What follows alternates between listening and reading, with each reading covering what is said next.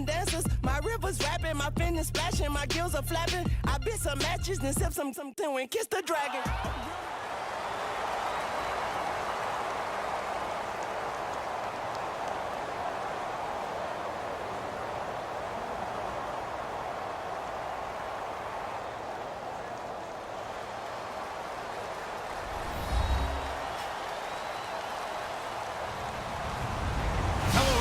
I'm Larry Ridley. You're tuned into the NFL on EA Sports. In today's game, we have two QBs squaring off in an old rivalry from the 2005 draft class. It's Aaron Rodgers going up against Alex Smith. With that, we're off to Arrowhead Stadium in Kansas City, where we welcome in our broadcasters, Brandon Godden and Charles Davis. Thank you very much, Larry. We are here on a beautiful afternoon for football.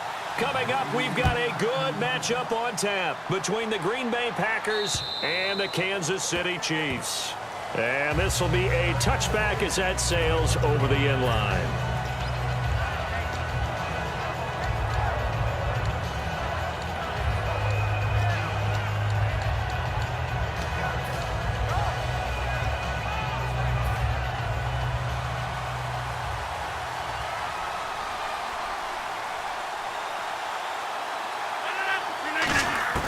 Rodgers now on first down. Caught by Nelson left side. And the 2016 NFL Comeback Player of the Year was Jordy Nelson. He had a fantastic year after the knee injury in 2015. Well over 1,000 yards again. And once again, he was the #1 target for Aaron Rodgers. NFL high 14 receiving touchdowns. What dimension does he add that makes them so good on offense? Dependability as well as speed, right? Jordy Nelson's the type of guy who can run any route you want, yet he can also take the top off of a defense, as we like to say, by running past people. It's a heck of a combination to deal with. Plus, Aaron Rodgers knows when he gets in trouble, he just looks for Jordy Nelson, and 9.9 times out of 10, he'll find a way to get open. Oh, the ball comes out on the hit, but they'll say it's incomplete. Jared Cook, the tight end, was the target, and that'll bring up a 4th down. Putting pressure on the guy throwing the football is always good, but when you can couple that with contact on him that leads to an incompletion, as we just saw there, that's winning football. And how about this one now? In their own territory, a gutsy call. They're going to go for this on 4th and a yard. They do go for it. It's Rodgers. And complete right side to Cook. A surprising move here on the opening drive of the game, and the Chiefs will have the football back in excellent field position. And a great spot to start this drive from here.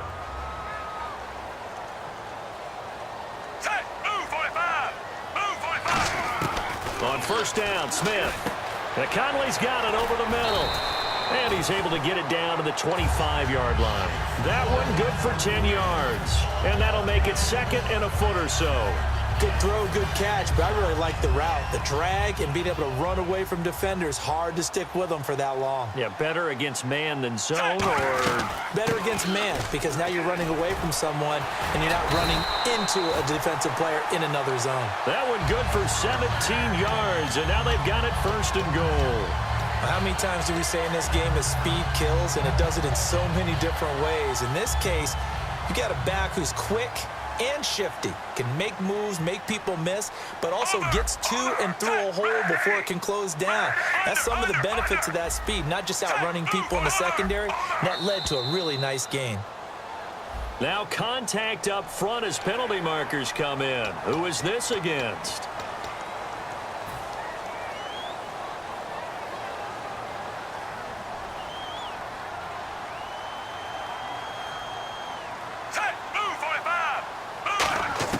A shotgun snap for Smith. Trying to find his tight end, Kelsey, and it's intercepted. It's Clay Matthews with a pick. And a big turnover there as his guys will get the football back. The Packers offense now, they get ready to head back onto the field. And this offense last time turned it over, went for it on 4th, didn't get it. They're lucky, though, because no points against the team on the board, but we'll see how they respond. Yeah, they got fighting to get back to the goal line. I don't think he got there. He did not get back there. It's a safety. Well, we thought these two defenses, they might come to play. One has already come to play here. A safety for the opening points of the game. Brandon, let's file this play away because if it turns out to be a tight game, who knows? This could wind up being the difference. Out now the Chiefs offensive unit ready to do battle again. And the interception thrown in the red zone last time. We'll see if they can rebound. I just have to think the last thing he said as they went back out there was, don't do that again. What do you think? What do you think? Yeah, I think that. I think that not only did he say that, but he also told him, let's put it in the end zone that it's supposed to be in, all right? The end zone we're trying to score. I know we're being a little bit facetious here, but the bottom line is take care of the football, and everything else should flow from there. Quick lesson, never ask the play-by-play guy a question. Hey, you're my partner. I know you're right there with me. And all the way in for a Kansas City touchdown. Jamal Charles, 62 yards. And the Chiefs strike quickly here for 6 points. And on that long run, maybe the defense caught napping a little bit. The concentration level may not have been there. I agree with you on that one because those types of plays, when they result like that, they're almost like big bolts of lightning, aren't they? Whoosh, and off he goes.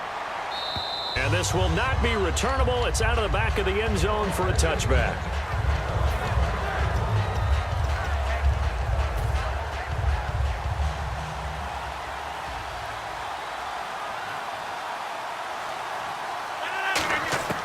Rodgers now on first down. Looks for Nelson, and it's intercepted. Picked off by the Pro Bowler, Marcus Peters. And he'll bring this one back to the 29. And the Chiefs now getting set to go. And that recipe on their last drive that resulted in a touchdown looked pretty good, so they'll be hoping to do that once more. And it takes me back to when we sat with the offensive coordinator and the head coach. They felt pretty good about their game plan and thought there were some holes in the defense, and they exploited them the last time out. Let's see if they can come back and put together a similar drive. And we'll see if they can do just that. Here's Smith now on second down. Caught, Kelsey, left side. So he got free of one tackle but couldn't do a whole lot else. It'll be a gain of 4.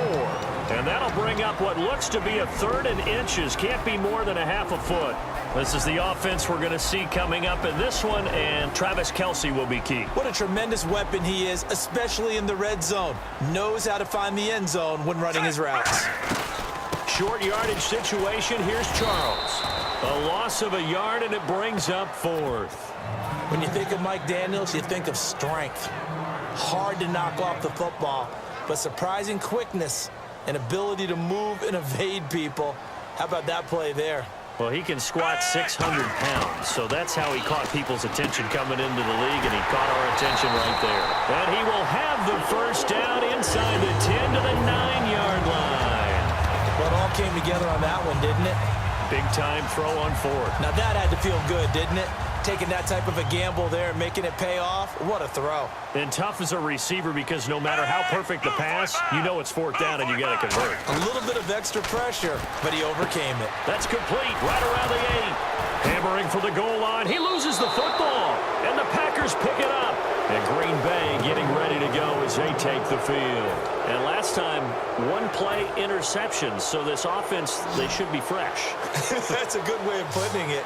And I can't wait to see what they decide to do with play calling, because a 1-play drive where you throw an interception, a lot of people think the very next time out, run the football, don't give them a chance. Maybe play action? I think maybe you go play action, show your quarterback, get a little confidence in him, and let him fling another one.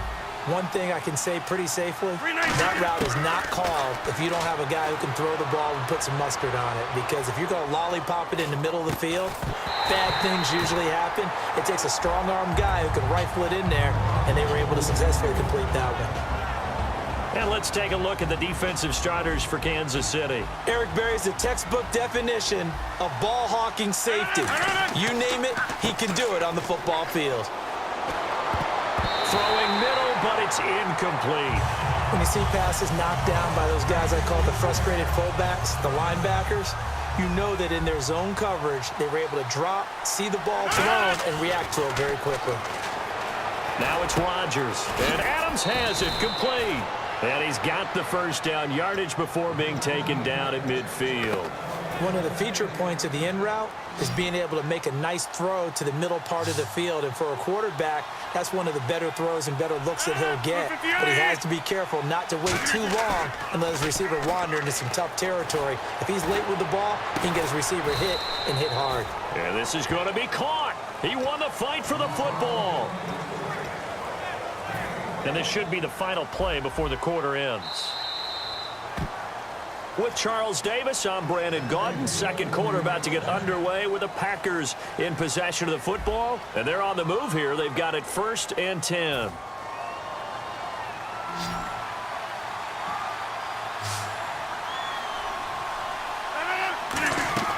Rodgers now on 1st down. And Cook has it left side. And inside the 20 before he's brought down. A nice pickup there of 11 yards, and it'll move the sticks. And now the passing game here in the second quarter starting to heat up a little bit. Don't you feel the rhythm starting to happen, right? You see it now. The confidence is starting to rise. I think now as a play caller, because that has happened, you lean on it a little bit more. You don't go totally away from running the football, but you do say, guess what? We can throw it. We can throw it well with a whole lot of confidence. Offense walks to the line for play number 7 of the drive. One back is Lacey. Now a play fake here on 1st down. And no escaping this time as he'll go down. They got him for a sack. And if Kansas City wants to make a push toward the Super Bowl next year, they need Justin Houston healthy for more than 5 games. He had 4 sacks in those 5 games last year, but he's a big piece. He's a guy who in past years has gotten as many as 22 sacks in a season. So we know the pass rush ability is there. And just think of it this way. When we were kids in college football, they always said you could never have enough running backs. In the NFL, you can never have enough pass rushers. Put him with Tamba Ali and D Ford, and look out.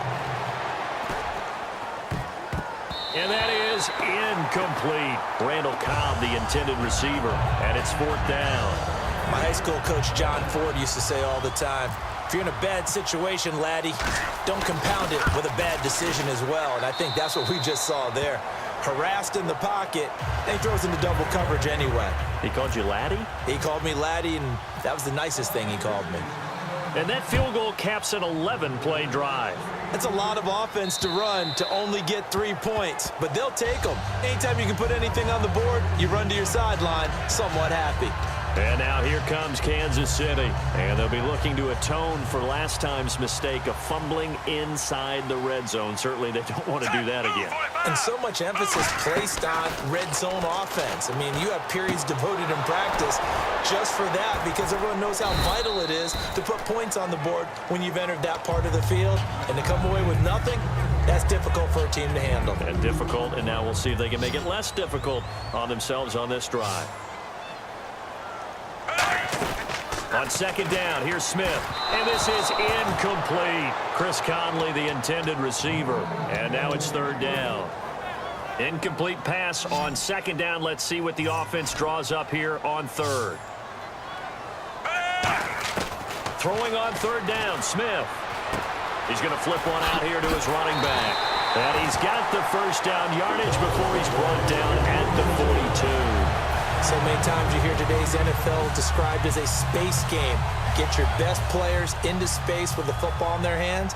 That's why sometimes you just swing it out to your runner, get him out in the flat, and let him have a chance to make people miss an open field. Now Smith had almost intercepted.